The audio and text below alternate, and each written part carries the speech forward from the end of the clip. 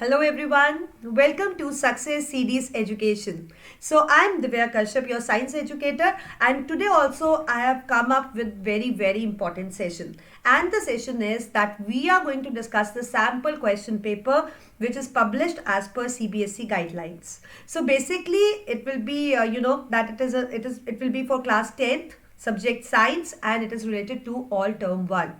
So as you all know कि term one बहुत पास है, हमें बहुत से पेपर्स का प्रैक्टिस करना चाहिए ताकि हम पेपर के पैटर्न से बहुत अच्छे से फैमिलियर हो, टाइम को मैनेज कर पाए. इसीलिए हम करेंगे आज इस पेपर को इस सेशन के अंदर solve. So let me tell you कि मैं चाहती हूँ कि आप क्या करो कि आप पेपर आने से पहले, जैसे आपकी डेटशीट ऑलरेडी आ चुकी है, हम लोग पब्लिश भी कर चुके हैं अपने चैनल पे, तो डेटशीट आने से पहले हम साइंस के इतने ज़्यादा पेपर सॉल्व कर लें ताकि आपका प्रैक्टिस बहुत स्ट्रांग हो जाए और जब आप पेपर को देखो तो आप बिल्कुल भी नर्वस ना हो और बहुत अच्छे से, बहुत ही आप कह सकते हो स्मूथ फ्लो में आप अपने पेपर को अटेम्प्ट करो और आप अच्छे मार्क्स भी लो, because we all know practice makes the person perfect. So we are here to practice. So let's start the session.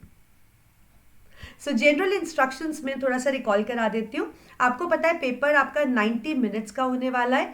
Question paper के 3 सेक्शंस होंगे, section A, section B and section C. A section के अंदर 24 questions होंगे और उसमें से आपको 20 करने होंगे. बी सेक्शन के अंदर भी 24 क्वेश्चंस होंगे और आपको 20 क्वेश्चंस करने होंगे. सी के अंदर 12 क्वेश्चंस होंगे और आपको 10 क्वेश्चंस करने होंगे. And all questions will carry equal marks and also there is one advantage that there is no negative marking. Normally अगर कभी एग्जाम के अंदर नेगेटिव मार्किंग होती है तो कई क्वेश्चंस हमें लगता भी है कि आंसर ये हो सकता है बट हम उनको अनअटेम्प्टेड छोड़ देते हैं.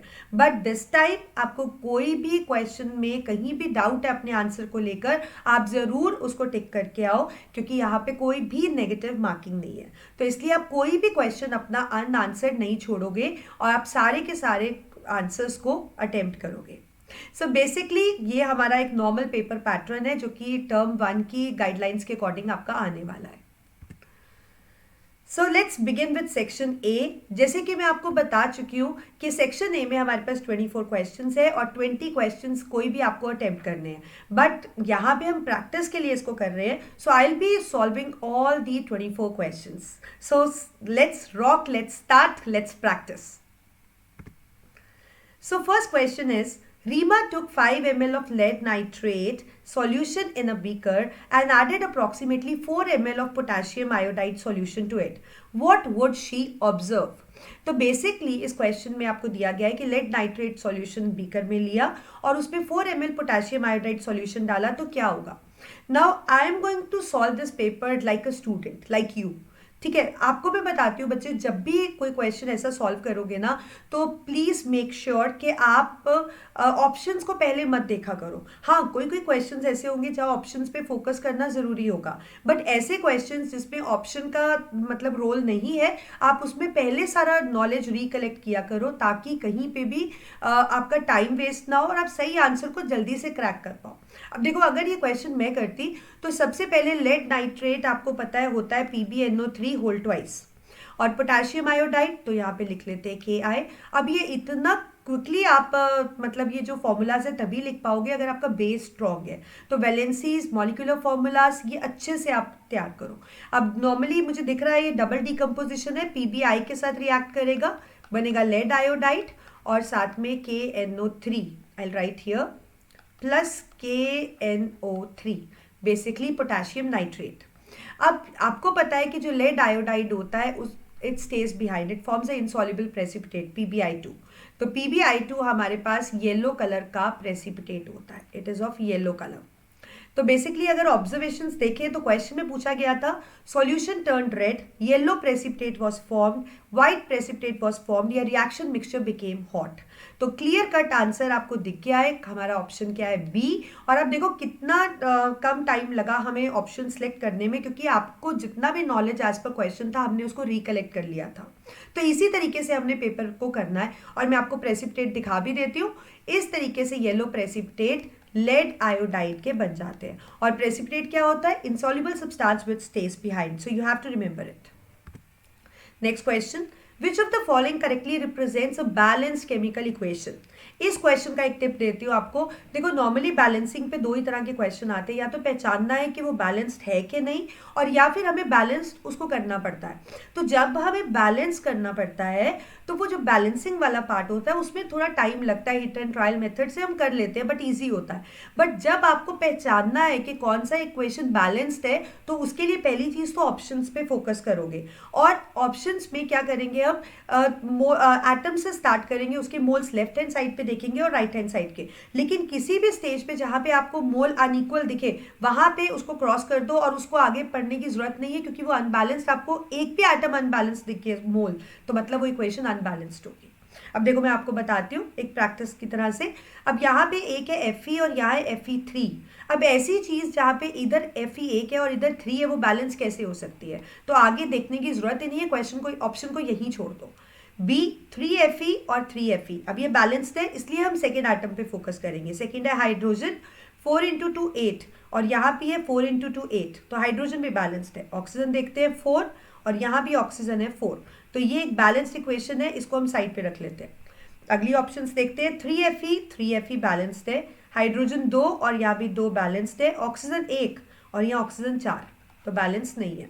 3Fe बैलेंस्ड है, 8H 2H बैलेंस नहीं है, आगे देखने की जरूरत नहीं है। तो बेसिकली क्लियर कट ऑप्शन है बी आपका करेक्ट आंसर है। Next question, identify the gas A in the following experiment. ये एक्सपेरिमेंट है और इसमें हमें गैस ए को बताना है। इस क्वेश्चन का टिप मैं आपको ये देना चाहूंगी, या एक एडवाइस देना चाहूंगी यहाँ पे मैं आपको। मोस्टली क्या होता है कि बच्चे एक figure based, diagram based, picture based, graph based questions देखकर डर जाते हैं। तो आपने सबसे पहली चीज तो स्कैर्ड बिल्कुल नहीं होना, क्योंकि ऐसे क्वेश्चंस लगते स्कैरी है, कॉम्प्लिकेटेड है, बट होते नहीं है एक्चुअली। क्या होता है इनके अंदर आपको काफी क्वेश्चन का हिंट मिल जाता है, but you have to be smart. ठीक है, अपनी स्मार्टनेस दिखानी है और आंसर को ढूंढ लेना है। अब देखो इसमें बोला है कि गैस ए एक्सपेरिमेंट में, तो क्वेश्चन कहां से निकालोगे? तो ऑब्वियसली हम यहाँ पे रिएक्टेंट देखेंगे। तो रिएक्टेंट दिए जिंक और डाइल्यूट सल्फ्यूरिक एसिड, और ये आपकी केमिकल रिएक्शन की क्लियर कट एक्टिविटी है जो आपने कर भी रखी है। बेसिकली डिस्प्लेसमेंट रिएक्शन, बनेगा ZnSO4 और साथ में रिलीज होगी H2 गैस। अब पूछा क्या था, गैस कौन सी है? आंसर आ चुका है। ऑप्शन पे फोकस करो ना करो, अपना सही ऑप्शन ढूंढ लो। तो nitrogen, hydrogen, oxygen, carbon dioxide में से बी हमारा करेक्ट आंसर है। तो कितना टाइम सेव हुआ यहाँ पे आपका, है ना? तो इसी तरीके से ना डरना है और टाइम को सेव करते हुए स्मार्ट बन के पेपर को करना है। Next question, which of the following two combinations are correct. अब इसके लिए भी एक फ्लो चार्ट दिया है। अगेन एडवाइस, डरना नहीं है फ्लो चार्ट देखकर, बेसिकली रिएक्शन को ही लिखा गया है, क्योंकि देखो मेटल से एक लाइन आ रही है, डाइल्यूट HCl उसमें ऐड हो रहा है, तो बेसिकली रिएक्शन है जिसमें मेटल डाइल्यूट HCl के साथ रिएक्ट करता है। आपको ये भी दिया है कि बनता क्या है, मेटल सॉल्ट और साथ में गैस।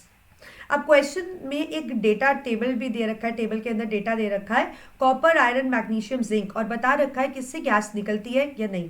तो बेसिकली यहाँ पे मेटल आपको इन चारों को लेकर HCl के साथ रिएक्ट करना और फिर बताना है कि गैस निकलती है कि नहीं, ये डेटा सही है कि नहीं सही।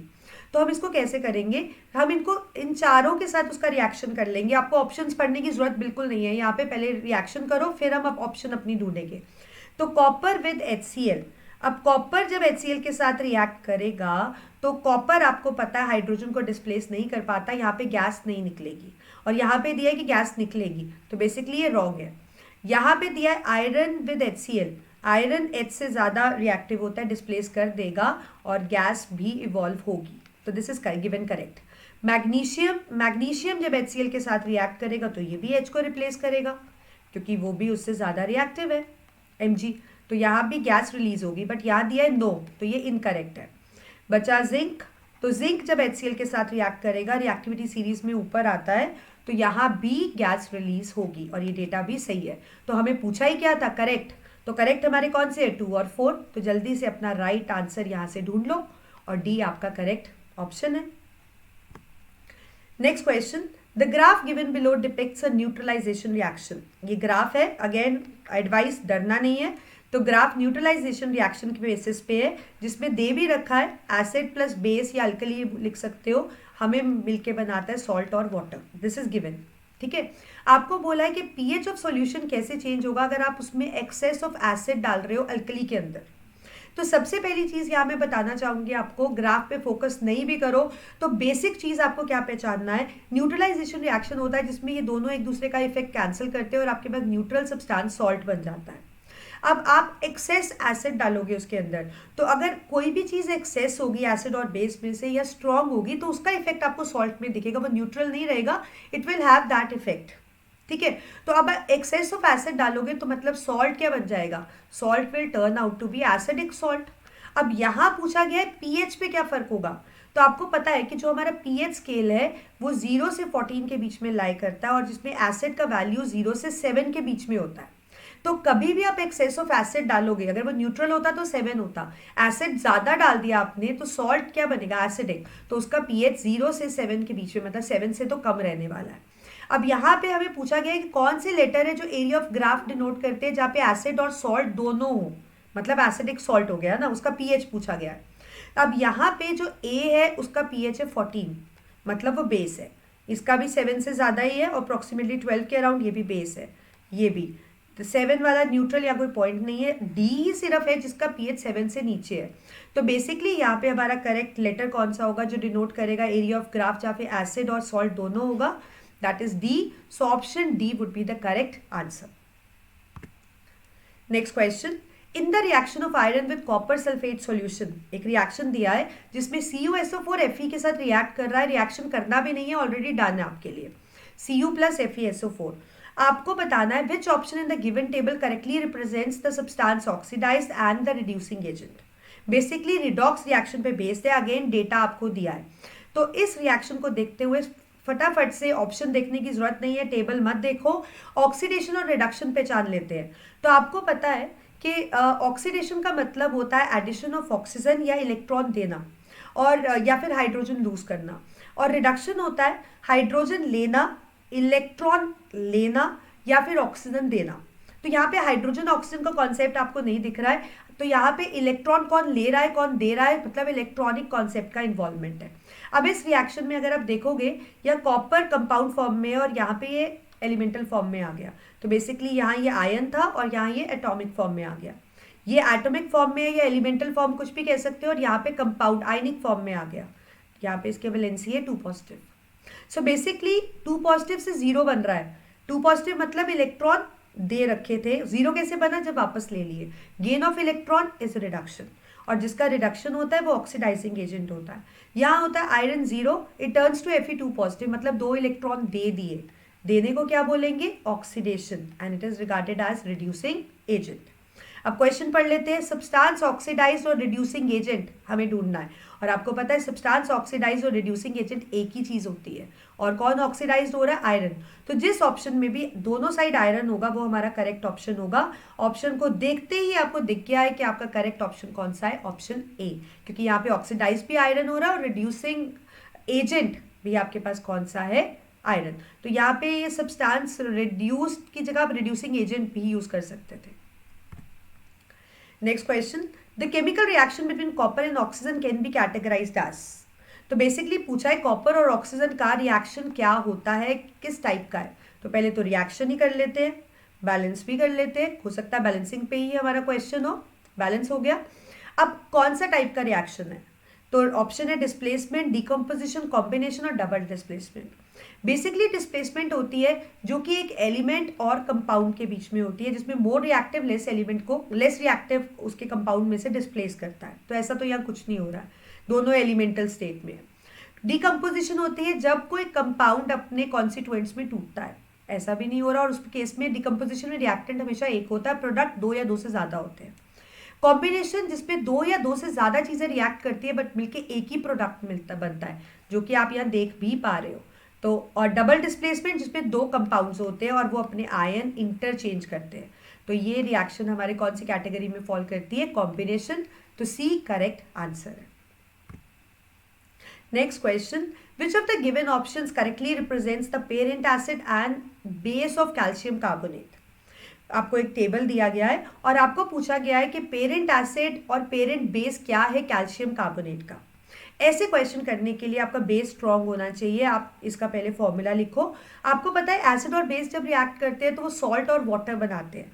तो कैसे बेसिकली क्या होता है, एसिड और बेस जब रिएक्ट करते हैं एसिड H दे देता है और बेस OH दे देता है, और इससे बन जाता है सॉल्ट, और H और OH मिलके बनाते हैं वाटर। ठीक है। अब अगर ये तो हो गया कि सॉल्ट बनता कैसे है, बट अगर आप सॉल्ट को ब्रेक करो तो क्या होगा, वो एसिड और बेस में ही ब्रेक होगा क्योंकि उन्हीं से बना है। तो जब वो ब्रेक होगा तो उसको आप इस तरीके से ब्रेक करोगे, एक के साथ OH अटैच हो जाएगा, which will turn into calcium, और हाइड्रोक्साइड का फॉर्मूला होता है calcium hydroxide CaOH whole twice, और H को आप CO3 के साथ, which will turn into a carbonic acid H2CO3।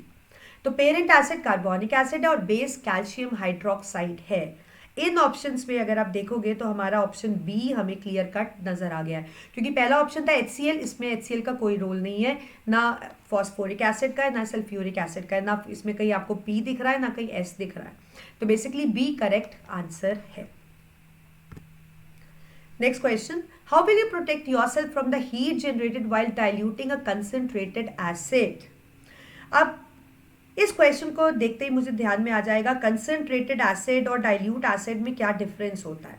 Basically dilute acid होता है इसमें पानी कम होता है, water amount is less, okay, और कंसंट्रेटेड इसमें वाटर अमाउंट इज मोर, और कंसंट्रेटेड जिसमें वाटर लेस होता है। तो अगर कोई आपसे कहे कि इसके अंदर पानी कम है तो आप कहोगे भाई पानी डाल दो ज़्यादा हो जाएगा, बट इतना सिंपल नहीं है। अगर इतना सिंपल होता तो ये क्वेश्चन आपको सैम्पल पेपर में नहीं दिया जाता। तो बेसिकली आपको याद रखना है एसिड और पानी का जो रिएक्शन होता है वो एक्सोथर्मिक होता है, उससे हीट रिलीज होती है और काफ़ी एक्सोथर्मिक होता है। तो अगर आप पानी को एसिड के अंदर डालोगे तो एक्सप्लोजन हो सकती है क्योंकि हीट बहुत ट्रिमेंडस रिलीज होती है। तो इट इज़ ऑलवेज एडवाइज कि आप पानी लो और पानी के अंदर एसिड डालो, और एसिड भी आप ड्रॉप वाइज डालो, और वो भी कॉन्टिन्यूस स्टिरिंग के साथ उसको घुमाते हुए, सो दैट इससे क्या होगा, पहले तो हीट जो रिलीज होनी है वो कम होगी, और दूसरा स्टिर करने से वो हीट यूनिफॉर्मली डिस्ट्रीब्यूट हो जाएगी पानी में, तो रिएक्शन एक्सप्लोजिव नहीं होगा।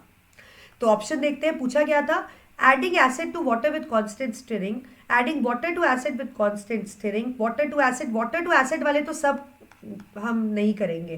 सो ए हमारा करेक्ट ऑप्शन है, और यहाँ पे बेस का भी कोई रोल नहीं है। So basically A is the correct answer, adding acid to water with constant stirring in order to avoid the explosion or in order to protect yourself. Next, why is it important to balance a skeletal chemical equation? Reaction को balance करने का क्या फायदा है? तो आपको पता है बैलेंस करने का फायदा, तो क्वेश्चन को देखते ही मैं समझ गई, बहुत सिंपल है। बैलेंस करने का फायदा ये है क्योंकि देखो जब भी आप कोई चीज़ यूज कर रहे हो रिएक्शन के लिए, वो कहीं गुम तो हो नहीं सकती ना, या वो कोई बहुत ज़्यादा भी नहीं बन सकती है। जितना रिएक्टेंट होगा उतना ही वो चीज़ प्रोडक्ट में मिलेगी, because mass can neither be created not be destroyed, it is always conserved as per law of conservation of mass. तो इसी को ओबे करते हुए हम बैलेंस करते हैं। अब ऑप्शंस देखते हैं। To verify law of conservation of energy, नहीं, यहाँ एनर्जी का कोई रोल नहीं है। To verify law of constant proportion, no. To verify law of conservation of mass, yes. And to verify this is law of conservation of momentum, momentum का भी यहाँ कहीं रोल नहीं है, तो C would be the correct answer. So this I was telling you, see like we did the question कि हम acid को अगर पानी में डालते हैं, नहीं डालता, पानी को एसिड में नहीं डालते क्योंकि पानी को एसिड में डालो तो हीट बहुत ज़्यादा रिलीज होती है जिससे एक्सप्लोजन हो जाती है। तो याद रखना ये चीज़ जो हमें हमने इससे पहले क्वेश्चन किया था। Next question, carefully study the diagram of the human respiratory system with labels ABCD। Human respiratory system दिया है, लेबलिंग यहाँ पे 1 2 3 4 है, ABCD ले लेते हैं इसको हम। ये थोड़ा बहुत आपको ध्यान रखना है, इसमें हमने सेम इसीलिए लिया है क्योंकि आपके पेपर में भी ऐसे ही दिया गया है। तो कभी कुछ ऐसा हो जाता है तो आप समझ जाया करो कि वो ABCD और 1 2 3 4 पार्ट सेम ही है। Select the option which gives the correct identification, options दिए जो कि सही से आइडेंटिफाई भी कर रहा हो और फंक्शन भी सही दे रहा हो। तो पहले तो हम अपनी नॉलेज के लिए आइडेंटिफाई कर लेते हैं। ये क्या है आपको पता है, इसमें रिंग दिख रहे हैं, दिस इज ट्रैकिया, ए है हमारा ट्रैकिया, ओके। बी क्या है आपके पास, B are basically ribs. C क्या है आपके पास, where is C, this is C, C is alveoli, the air sacs, and D is the diaphragm. तो अब यहाँ पे भी ऑप्शंस में इनको सही लेबल किया गया है, तो मतलब यहाँ ट्विस्ट हमें फंक्शंस में दिखना चाहिए। ठीक है, तो फंक्शन पढ़ते हैं। Trachea it is supported by bony rings for conducting inspired air. Rings तो होते हैं बट वो रिंग्स बोनी नहीं होते, कार्टिलेजिनस होते हैं, इसलिए ये गलत है। Ribs, when we breathe out ribs are lifted. Breathe out मतलब एक्सेल, तो रिब्स तो वापस जा रहे हैं, तो ये भी गलत है। Alveoli thin walled sac like structures for exchange of gases. Yes, it is true. We know they are thin walled ताकि gases इसमें से exchange हो पाए. This is correct. Last में पढ़ लेते हैं diaphragm. It is pulled up when we breathe in. Breathe in मतलब inspire. तो diaphragm तो flat होता है. Again wrong. तो correct option सिर्फ एक ही है. That is option C. So I think you got it कि जब भी हम देखो रिस्पायर करते हैं, आपको याद रखना है कि जब भी आप इनहेल कर रहे हो तो रिब्स जो है आपके वो लिफ्ट ऊपर होते हैं, डायाफ्राम फ्लैट होता है, कैविटी का साइज बढ़ जाता है। जब आप एक्सपायर करते हो तो रिब्स वापस आ जाते हैं और डायाफ्राम भी वापस डोम शेप्ड हो जाता है। So you need to remember it. Next question, identify the option that indicates the correct enzyme that is secreted in location A, B, C. A B C location का enzyme के कुछ combinations दिए इन चार option में और हमें पहचानना है कि कौन सा कॉम्बिनेशन सही है। तो यहाँ पे ए बी सी आपके 1 2 3 पार्ट ही है। तो बेसिकली हम पहले इनको आइडेंटिफाई कर लेते हैं पार्ट को।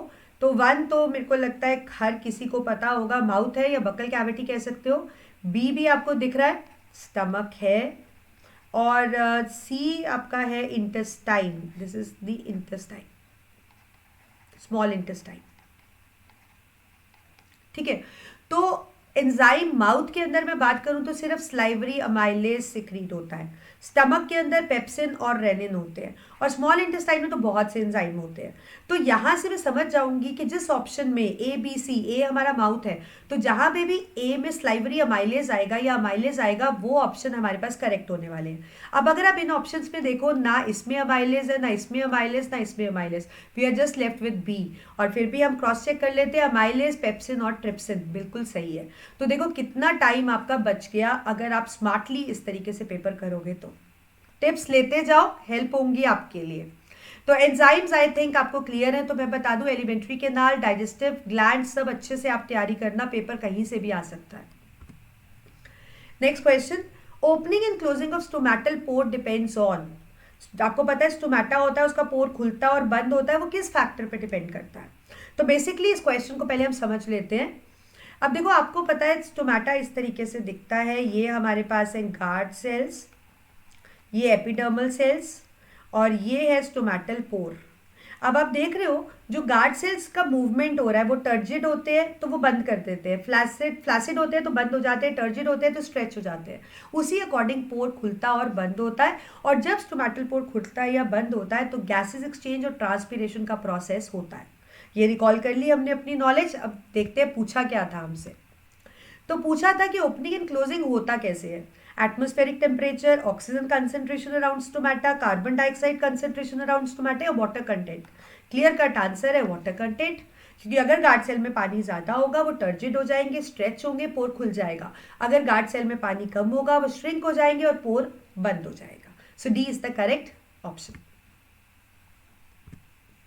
Next question, the figure given below shows a schematic plan of blood circulation in humans with label 1 to 4. 1 to 4 फिर लेबलिंग आ गई, डायग्राम का क्वेश्चन आ गया, डरना बिल्कुल नहीं है। Identify the correct level with its function. तो पहले तो हम अपने नॉलेज के लिए लेबल कर लेते हैं। ये वेसल रेड कलर का ब्लड कैरी कर रही है, मतलब प्योर ब्लड, और कहाँ आ रही है, लेफ्ट एट्रियम में। तो ये हो गई हमारी exceptional when, that is pulmonary vein. 2 red colour का ब्लड लेकर जा रही है बॉडी पार्ट्स में, this is the largest artery, that is aorta. Blue मतलब इम्प्योर ब्लड लेकर आ रही है राइट एट्रियम में, vena cava. Okay, this is fourth. Third one, blue blood मतलब इम्प्योर ब्लड लेकर जा रही है लंग्स में, एक्सेप्शनल आर्टरी, पल्मोनरी आर्टरी। तो हमने पहले तो आइडेंटिफाई कर लिया, देख लेते हैं क्या पता हमें आंसर आइडेंटिफिकेशन से ही मिल जाए। A as pulmonary vein सही है, 2 as pulmonary artery, 2. This is not pulmonary artery, this is wrong, इसको तो हम देखेंगे ही नहीं। 3 as aorta, 3 as aorta, no it is not aorta. D as vena cava, yes it is right. तो 2 का identification सही है। अब यहाँ A और D में से किसी के फंक्शन से हमें हमारा आंसर मिल जाएगा। Pulmonary vein takes impure blood, गलत है। पल्मोनरी वेन एक एक्सेप्शनल वेन है जो कि प्योर ब्लड लाती है। तो मतलब हमारा आंसर डी होने वाला है, blood from body parts to right auricle और एट्रियम। तो करेक्ट आंसर आ गया ऑप्शन डी। और आपने देखा किस तरीके से स्मार्टली हमने कुछ ऑप्शंस को एक्सक्लूड ही कर दिया हमारी चॉइस से। तो आपने भी उतना ट्रिकी बनना है। सो हार्ट को अच्छे से तैयार करो, क्वेश्चन कहीं से भी आ सकता है, वॉल्व से, सेप्टम से, इसकी आउटर कवरिंग से, तो heart should be thoroughly prepared. Next question, identify the phase of circulation which is represented in the diagram of heart given below. ये हार्ट का डायग्राम है, यहाँ पे फेज को आइडेंटिफाई करना है। एरोज इंडिकेट कॉन्ट्रैक्शन, और ये हिंट दे रखी है कि यहाँ जो एरोज है वो कॉन्ट्रैक्शन इंडिकेट कर रहे हैं। तो यहाँ पे आपको ऑप्शंस देखनी पड़ेंगी। ए ऑप्शन है blood transfer to right ventricle and left ventricle simultaneously, मतलब ब्लड राइट वेंट्रिकल और लेफ्ट वेंट्रिकल में साइमल्टेनियसली जाता है। बट चलो इसको साइड पे रखते हैं। Blood is transfer to lungs for oxygenation and is pump into various organ simultaneously. Okay, blood transferred to the right auricle and left auricle simultaneously, blood transferred. Okay, blood is received from lungs after oxygenation and it is received from various organs of the body. जो blood है वो receive हो जाता है lungs, received from lungs after oxygenation and is received from various organs of the body. तो ये चार काफ़ी क्लोज ऑप्शंस हैं। एक बार दोबारा से देखते हैं। ब्लड ट्रांसफ़र होता है राइट वेंट्रिकल और लेफ्ट वेंट्रिकल में साइमल्टेनियसली, और जब वेंट्रिकल में आता है तो कॉन्ट्रैक्शन से ही आता है, और यहाँ पे आप देख रहे हो कॉन्ट्रैक्शन ही बेसिकली हो रही है। Okay, blood is transfer to lung for oxygenation और टू वेरियस ऑर्गन्स। तो यहाँ पे आपके वेंट्रिकल्स कॉन्ट्रैक्ट करते हैं। Blood is transfer to right auricle and left auricle simultaneously, लेकिन जब राइट ऑरिकल लेफ्ट ऑरिकल में ब्लड आता है तो हार्ट रिलैक्स्ड होता है। ये तो नहीं हो सकता, तो सी तो इनकरेक्ट हो गया। Blood is received from lungs after oxygenation and it is received from, when it is receiving it is relaxing. So basically यहाँ पे हमारा राइट आंसर है option A, that is blood transfer to the right ventricle and left ventricle simultaneously. So A is the correct answer. Next question, observe the diagram of the human digestive system. So nutrition chapter से question है कि digestive system आपको human का दे रखा है। What we need to do is again 1 2 3 4 को पहचानना और कॉलम 2 के साथ उनके फंक्शन या उन गिवन स्टेटमेंट्स के साथ हमें मैच करना है। तो पहले तो हम खुद ही पहचान लेते हैं। So 1 is the buccal cavity और we can write it as mouth. Okay, 2 is the largest gland, liver. 3 is the small intestine or the first part of small intestine, that is duodenum. And 4th is the last part of small intestine or we can call it as ileum. अब देखते हैं question क्या, options या statements क्या है। तो 1 को identify किया है हमने बक्कल कैविटी। तो बक्कल कैविटी का फंक्शन क्या है? बक्कल कैविटी में बेसिकली स्लाइवरी अमाइलेज सेक्रीट होता है जो स्टार्च का डाइजेशन करता है। सो यहाँ पे अगर ऑप्शन देखो तो बी ऑप्शन में स्टार्च का डाइजेशन दे रखा है। सो 1 goes with B. Okay. Next we have is this thing 2 is identified as liver. Liver का काम है to increase the efficiency of lipase enzyme, right, क्योंकि ये बाइल जूस और बाइकार्बोनेट आयन सिक्रीट करता है जो कि मीडियम प्रोवाइड करते हैं पैनक्रियाटिक जूस के फंक्शन के लिए, और इमल्सिफाई भी करता है फैट को। Okay, so 2 go with C. 3 is identified as small intestine या ड्यूडेनम कह सकते हैं, 4 स्मॉल इंटेस्टाइन या ड्यूडेनम कह सकते हैं। ऑप्शन देख लेते हैं। Length of this depend on the food that organism eat और the site of complete digestion. तो 4th पार्ट तो हमारा साइट ऑफ कंप्लीट डाइजेशन होगा, so that means 4th matches with D, और 3 बचा ए। मतलब 3 इन जनरल दिया गया था कि length of this depends on the food we eat, जैसे र्यूमिनेंट्स का जो स्मॉल इंटेस्टाइन होता है वो बड़ा होता है। सो बेसिकली आंसर है हमारा बी सी ए डी। तो यहाँ पे अगर आप ऑप्शन देखो तो आपके पास है बी सी ए डी। तो मैं आपको बता देती हूँ ये सैम्पल पेपर में भी इसी तरीके से दिया है, इसलिए मैंने यहाँ पे करेक्शन नहीं किया prior.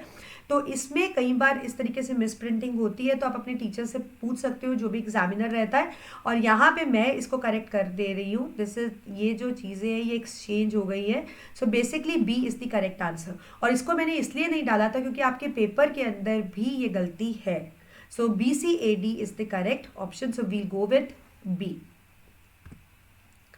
Next question, which of the following mirror is used by a dentist to examine a small cavity in patient's teeth? अब आपको पता है हमारे टूथ में कैविटी हो जाती है, बहुत मीठा खाते हैं, चॉकलेट खाते हैं, और आपको पता है कि जब भी कुछ ऐसी कैविटी होती है तो हम डेंटिस्ट के पास भी जाते हैं, तो डेंटिस्ट उस कैविटी को देखने के लिए एक ग्लास यूज़ करते हैं। सो या आप कह सकते हो एक अपरेटस टाइप आप कह सकते हो यूज़ करते हैं, इंस्ट्रूमेंट कह सकते हो। सो बेसिकली वो क्या होता है, that is a magnifying mirror, that is a magnifying mirror जो चीज़ को मैग्नीफाई कर देता है। तो बेसिकली मैं आपको बताना चाहूँगी जो पेशेंट का टीथ होता है ना, उसमें जो कैविटी होती है उसको देखने के लिए कॉनकेव मिरर यूज़ होता है। क्यों? क्योंकि कॉनकेव मिरर में अगर आप ऑब्जेक्ट विद इन फोकस रखो, विद इन फोकस रखते हैं, तो इमेज जो बनती है वो कैसी बनती है, the image formed is virtual, erect and magnified. I'll write here virtual, erect and magnified, और डेंटिस्ट उसको क्लियरली देख पाता है। तो कौन सी मिरर है, कॉनकेव, और यहाँ पे कॉन्वेक्स, प्लेन, कॉनकेव और एनी स्फेरिकल मिरर में से पहचानना था। सो ऑप्शन क्लियर कट है, that is option C. Convex diminished image देता है, प्लेन मिरर सेम देगा, एनी स्फेरिकल मिरर यूज नहीं कर सकते क्योंकि मिरर्स की अलग प्रॉपर्टी होती है। So concave mirror is the right answer. Next question, which diagram shows image formation of an object on a screen by a converging lens? Diagrams दिए गए हैं, डरना बिल्कुल नहीं है, और हमें पहचानना है इमेज फॉर्मेशन जो कि स्क्रीन पे हो रही है by converging lens. Converging lens बोले तो आपको पता है कॉन्वेक्स लेंस की बात हो रही है, ठीक है। तो हमें पता है कि बेसिकली रूल्स पे बेस्ड क्वेश्चन है, मुझे बहुत पसंद है ऐसे questions.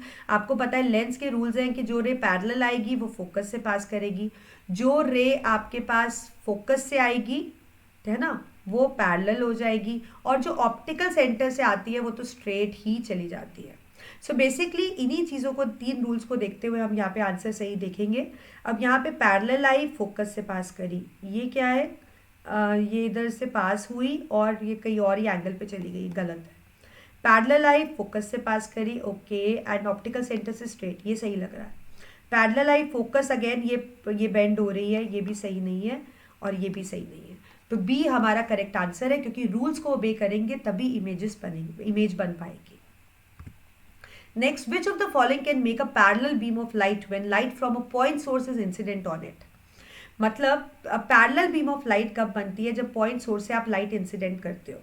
So parallel beam of light ray, यहाँ पे ऑप्शन है concave mirror as well as convex lens, convex mirror as well as concave lens, two plane mirror placed at 90 degree, or concave or as well as concave lens. So we have the option A as the correct, concave mirror as well as the convex lens, because they are converging in nature. Next question, consider three indices of refraction, basically refractive index. Glass का दिया है 1.52, air का 1.0003 and water is 1.333. So based on these values of three materials arrange the speed of light through them in decreasing order. तो ये question ना paper में पक्का होगा, मैं आपको पक्का बता सकती हूँ, क्वेश्चन पक्का आएगा, कुछ ना कुछ लैंग्वेज बदल सकती है बट क्वेश्चन इंपॉर्टेंट है। तो मैं आपको ये बता दूँ, ये चीज़ को याद रखो, जिसका रिफ्रैक्टिव इंडेक्स हाई होता है ना उसमें स्पीड स्लो होती है चीज़ की, और जिसमें रिफ्रैक्टिव इंडेक्स का वैल्यू लो होता है उसमें वो फास्टर ट्रैवल करता है।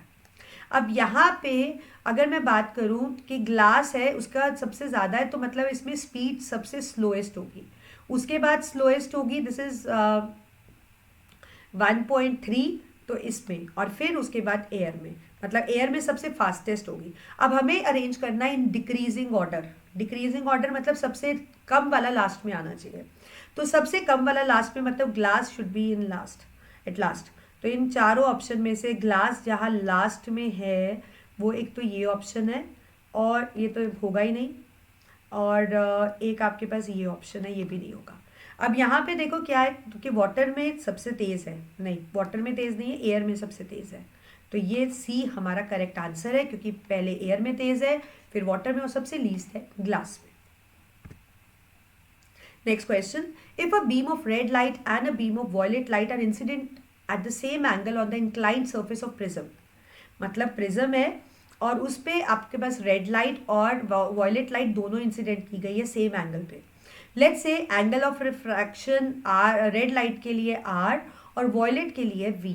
तो कुछ रिलेशंस दिए हैं, आपको बताना है कौन सा रिलेशन करेक्ट है। R is equal to v, r greater than v, r is equal to 1/v और v is greater than r. तो बेसिकली क्वेश्चन डिस्पर्जन पे है। आपको पता है व्हाइट लाइट जब इसमें से पास करती है इट अंडरगोज डिस्पर्जन और वो स्प्लिट हो जाती है विबग्योर में। और जब आप विबग्योर लिखते हो तो बेस से हम इसको लिखते हैं। तो बेसिकली इसमें जो सबसे ज़्यादा बेंडिंग होती है वो वॉयलेट की होती है और सबसे लीस्ट बेंडिंग होती है रेड की, क्योंकि उसका वेवलेंथ रेड का सबसे ज़्यादा होता है। तो बेसिकली अगर एंगल की बात करें तो एंगल कौन सा ग्रेटर होगा इसमें? ऑब्वियसली जो एंगल वॉयलेट लाइट बना रही है मतलब v, that would be greater than the r. So we will go with option D, क्योंकि इक्वल तो नहीं हो सकता क्योंकि दोनों का वेवलेंथ भी अलग है, स्पीड भी अलग है। आर का ज़्यादा नहीं हो सकता क्योंकि आर का वेवलेंथ ज़्यादा होता है। R is equal to 1/v भी नहीं हो सकता और डी हमारा करेक्ट आंसर है। Next question, examine the above figure and state which of the following option is correct. One small box of figure is equal to 1 centimetre. ये थोड़ा सा फीकी इमेज है बट आप देखो ये बॉक्सेस बने हैं। ये देखो ये एक बॉक्स है, ये एक बॉक्स है, ये एक बॉक्स है, ऐसे बहुत से बॉक्सेस है और हर बॉक्सेस का जो it is equal to 1 centimetre. अब हमें बताना है कौन सा स्टेटमेंट करेक्ट है। पहला स्टेटमेंट पढ़ते हैं। Mirror has a focal length of -6 and will produce a image of magnification +1। अब इमेज के बारे में पूछा है तो अब यहाँ देख लेते हैं। सी पे है ऑब्जेक्ट और जब ऑब्जेक्ट सी पे होता है तो इमेज भी एट सी बनती है और रियल इन्वर्टेड बनती है और सेम साइज बनती है। तो रियल इन्वर्टेड के लिए एम का वैल्यू नेगेटिव होता है और सेम साइज के लिए 1। तो एक चीज़ तो हम क्लियर हो चुकी है कि मैग्निफिकेशन -1 रहने वाली है। तो +1 जिसमें भी है उसको तो आप क्रॉस ही कर दो, उसको देखने की ज़रूरत ही नहीं है। तो बचे बी और सी। अब बी और डी सॉरी इनको पढ़ लेते हैं। मिरर का फोकल लेंथ है -3 और मैग्निफिकेशन है -1। -3 एक बॉक्स 1 सेंटीमीटर, माइनस क्योंकि पोल से इधर है, ये करेक्ट लग रहा है। अगला भी करते हैं -6। नो -6 थोड़ा ना हो सकता है, 3 बॉक्स है। तो बी हमारा करेक्ट आंसर है क्योंकि 3 बॉक्स है तो 3 सेंटीमीटर हो गया। 1 + 1 + 1 इस डायरेक्शन में है तो -3 हो गया। और मैग्निफिकेशन तो मैं आपको समझा चुकी हूँ कि क्यों -1 है। Next question. The angle of incidence from air to glass at the point O on the hemispherical glass slab is. आपको पूछा गया ये फिगर है जैसे कि आप देख पा रहे हो, बाहर एयर है, ये ग्लास है और यहाँ भी एयर है। ओ पॉइंट पे पूछा है कि एंगल ऑफ इंसिडेंस क्या होगा। आपको पता है एंगल ऑफ इंसिडेंस क्या होता है बेसिकली, जैसे ये रे आई यहाँ से पास की, ये नॉर्मल हो गया, ये इंसिडेंट एंगल हो गया, ये रिफ्रैक्शन का एंगल हो गया और ये कभी इक्वल नहीं होते। अब ओ पॉइंट के लिए एंगल ऑफ इंसिडेंस जो होगा वो 0 होगा क्योंकि ये नॉर्मल रे के ऊपर ही लाई कर रहा है, परपेंडिकुलर फॉल कर रहा है सरफेस पे। So it would be answer B, that is 0 degree. Won't be 45, won't be C, won't be D, it would be 0 degree. Next question, a prism A B C with B C as a base. ये prism है आपके पास जिसमें B C base है। तो आपको पूछा गया है कि प्रिज्म को अलग अलग ओरिएंटेशन में रखा। आप देख भी सकते हो टेढ़ा टेढ़ा घुमा दिया है। A narrow beam of white light is incident. ये व्हाइट लाइट इंसिडेंट की गई है चारों केस में। आपको बताना है in which of the following diagram after dispersion the third colour from the top of the spectrum, मतलब जो स्पेक्ट्रम है उसके ऊपर से तीसरा कलर ऑफ स्काई होगा। और ये मुझे बताने की जरूरत नहीं है, कलर ऑफ स्काई ब्लू होता है। तो मतलब कोई भी मतलब आपको बताना है कि कौन से केस में डिस्पर्जन ऐसे होगी कि ऊपर से जो तीसरा कलर होगा वो ब्लू होगा। अब आपको पता है यहाँ से जब रे जाएगी तो वो स्प्लिट होगी और जब वो स्प्लिट होती है तो विबग्योर हम बेस से लिखना स्टार्ट करते हैं। अब अगर बेस से लिखेंगे तो यहाँ तो कलर आ रहा है yellow which is not the colour of sky, तो ये तो गलत हो गया। यहाँ पे अगर देखो तो ये ऐसे बेंड होगी, बेस से उल्टा लिखेंगे या विबग्योर तो ये आ गया हमारे पास थर्ड कलर ब्लू। आगे तो आगे देखने की जरूरत ही नहीं है क्योंकि ऑप्शन में कोई 2 ऑप्शन वाला है ही नहीं आपके पास। तो सेकेंड फिगर करेक्ट है और सेकेंड फिगर हमारे पास बी पॉइंट में है, तो बी हमारा क्लियर कट सॉल्यूशन है। So with this we completed section A. और आप देखो कितनी जल्दी आपने सेक्शन ए कर लिया और जिस तरीके से हमने क्वेश्चंस को अटेम्प्ट किया, आपको पता है हमारे आंसर्स हमें पता लग चुके हैं कि बिल्कुल सही हम उन आंसर्स तक पहुंच पाए हैं। तो आपने भी अपने टाइम को बच्चे ऐसे ही सेव करना है, बहुत स्मार्ट बनना है while reading the question and while choosing the option. And you don't have to be scared from the diagrams, pictures, images or the graphs. I told you they are very, very easy. So with this we have completed section A. So we are meeting very soon in section B. So till then take care, bye bye, and make sure that you follow my 3 instructions. Prepare well, study hard and make your habit to practice and also write and learn. So with this, we come to an end. If you like the video, hit the like button, share the video with your friends, and do not forget to hit the bell icon for the notifications. So me, Divya, signing off. We are meeting very soon. I'm very excited about section B as well. So I want there your active participation. So till then, take care. Bye bye. See you soon.